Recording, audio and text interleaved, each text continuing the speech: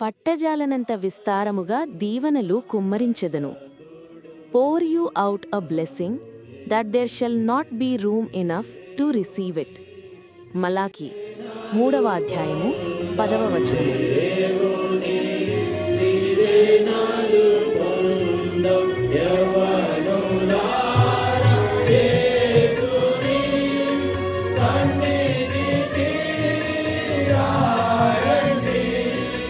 Yehova